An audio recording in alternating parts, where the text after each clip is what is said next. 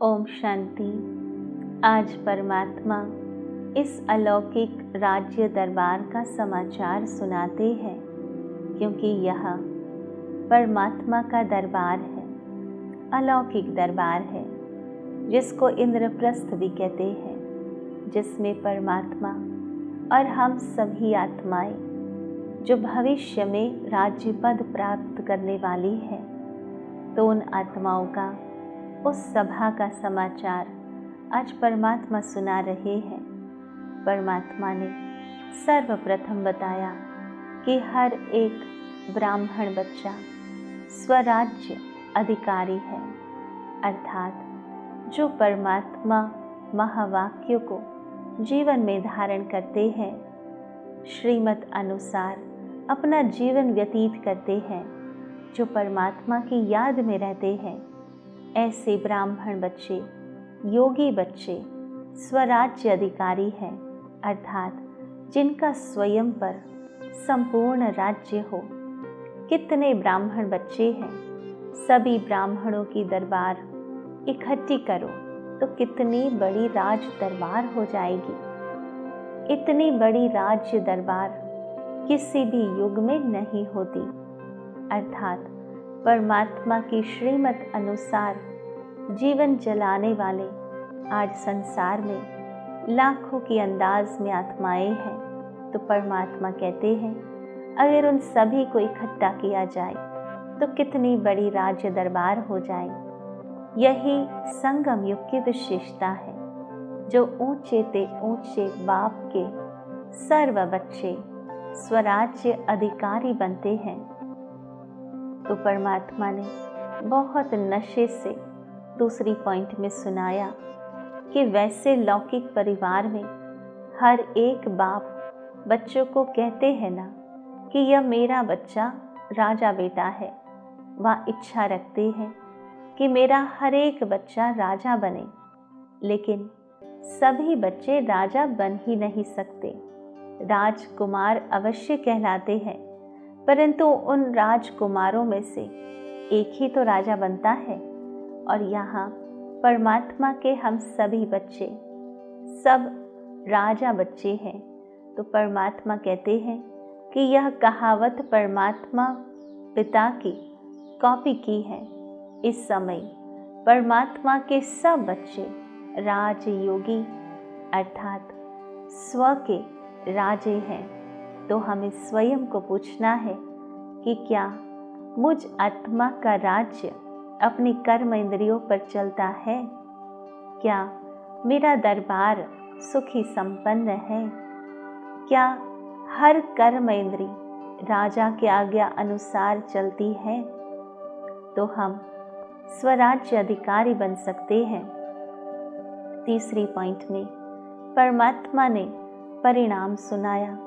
परमात्मा ने कहा कि चमक तो सभी में थी, लेकिन एक थे सदा रूहानियत की स्थिति में स्थित रहने वाले, अर्थात जो सदा आत्मा अभिमानी होकर रहने वाले, स्वतः और सहज स्थिति वाले। और दूसरे थे सदा रूहानी स्थिति के अभ्यास द्वारा स्थित रहने वाले, अर्थात एक है नेचुरल सोल कॉन्शियस और दूसरे हैं अभ्यास के माध्यम से सोल कॉन्शियस। एक थे सहज स्थिति वाले और दूसरे थे प्रयत्न कर स्थिति में स्थित होने वाले, अर्थात एक थे सहज योगी और दूसरे थे पुरुषार्थ से योगी। तो हमें स्वयं को चेक करना है कि क्या हम सहज पुरुषार्थी हैं, सहज और स्वतः योगी है। सहज सोल कॉन्शियस होना और उस स्थिति के माध्यम से सहज और स्वतः परमात्मा की याद रहना, या पुरुषार्थ करके मेहनत करके उस अवस्था को प्राप्त करते हैं। तो परमात्मा कहते हैं दोनों की चमक में अंतर रहा। उनकी नेचुरल ब्यूटी थी और दूसरों की पुरुषार्थ द्वारा ब्यूटी थी। तो हमें अपनी रूहानियत को चेक करना है, क्या नेचुरल रूहानियत है कि पुरुषार्थ से हम रूहानियत को धारण करते हैं।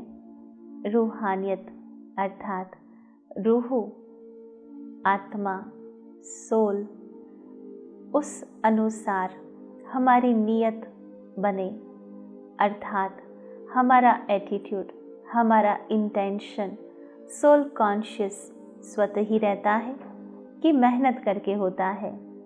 चौथी पॉइंट में परमात्मा ने समझाया कि जैसे स्थूल धन व स्थूल पद के प्राप्ति की चमक चेहरे से मालूम होती है कि यह साहूकार कुल का है व उच्च पद का अधिकारी है, ऐसे यह श्रेष्ठ प्राप्ति, श्रेष्ठ राज्य अधिकार अर्थात श्रेष्ठ पद की प्राप्ति का नशा व चमक चेहरे से दिखाई देता है।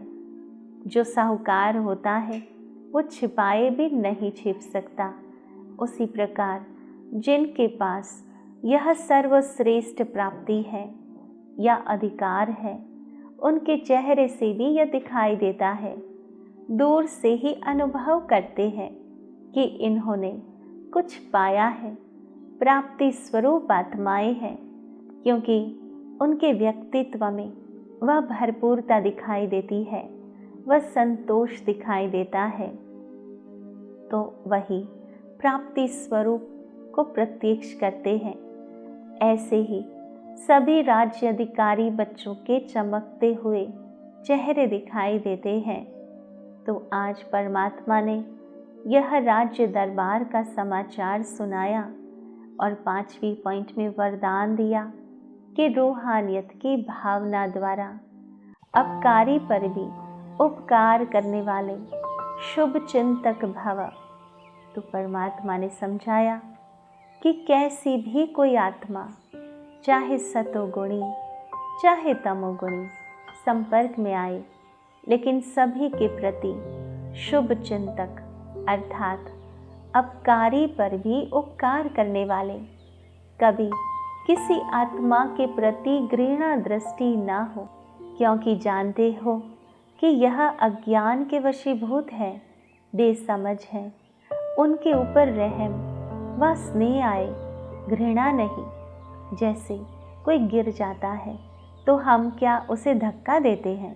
नहीं, उसे अपना हाथ देकर सहयोग देते हैं, उसे ऊंचा उठाते हैं, ऊपर उठाते हैं। उसी प्रकार जो आत्मा अपने अवगुण के कारण गिर चुकी है, जो कमज़ोरी के कारण कमज़ोर हो गई है, क्या उसे घृणा करके धक्का देंगे?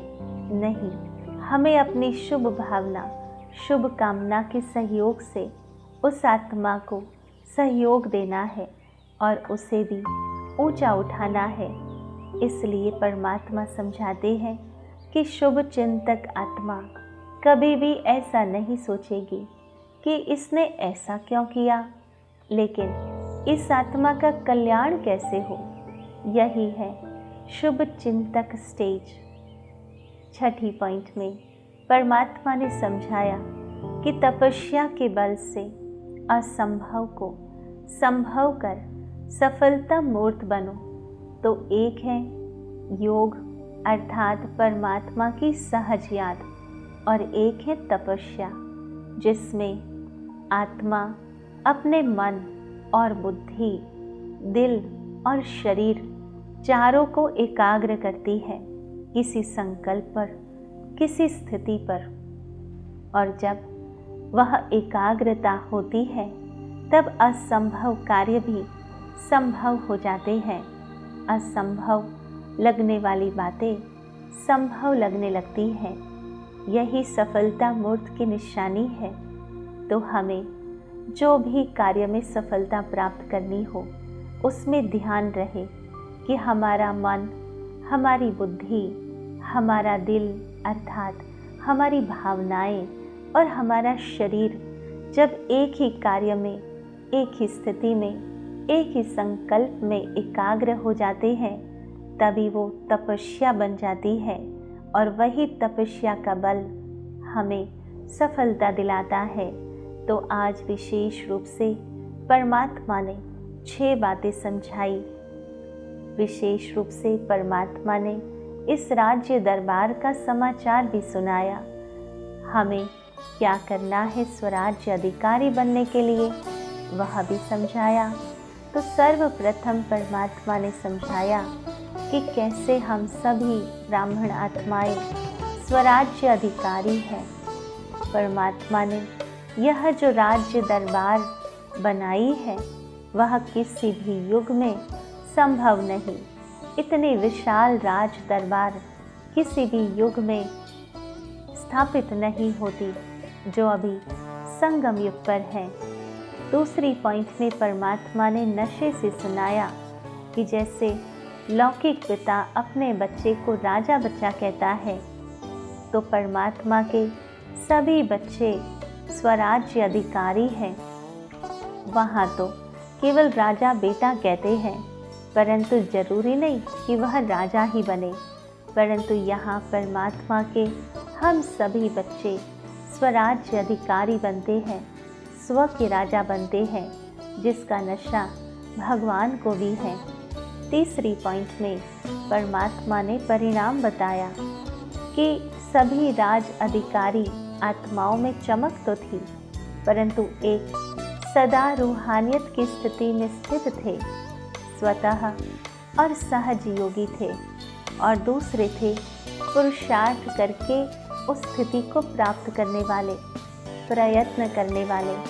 तो परमात्मा ने कहा कि हमें चेक करना है कि क्या हम स्वतः योगी हैं या पुरुषार्थ से योगी हैं, और दोनों की चमक में बहुत अंतर है।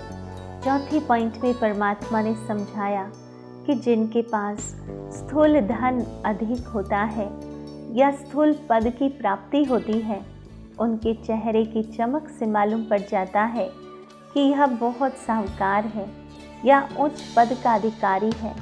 उसी प्रकार जो श्रेष्ठ राज्य पद के अधिकारी आत्माएं हैं, उनकी प्राप्ति का नशा व चेहरे की चमक स्वतः सिद्ध करती है कि यह स्वराज्य अधिकारी आत्माएं हैं।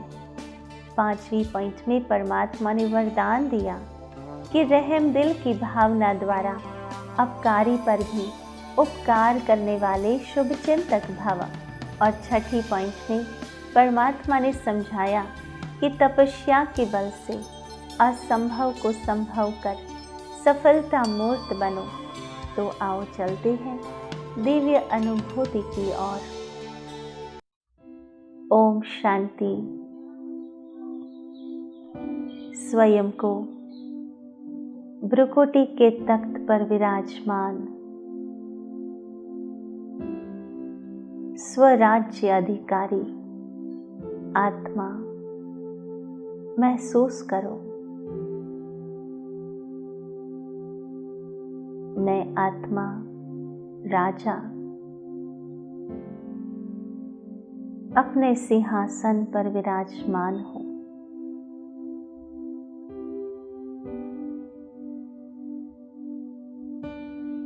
मेरा राज्य यह शरीर है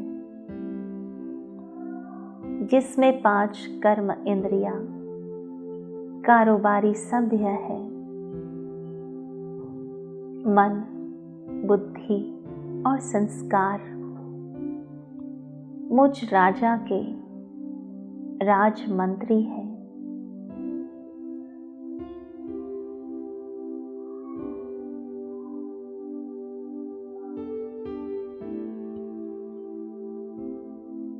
मुझ आत्मा राजा के तीनों ही मंत्री वफादार है।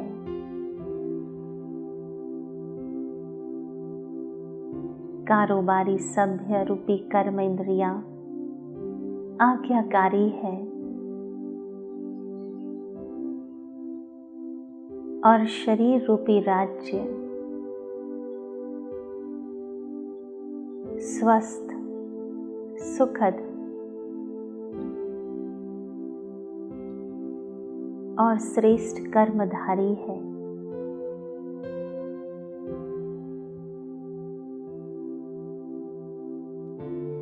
मुझ आत्मा को राज तिलक स्वयं परमात्मा ने दिया है। मैं आत्मा राजा अपने गुणों से राज करती हूँ।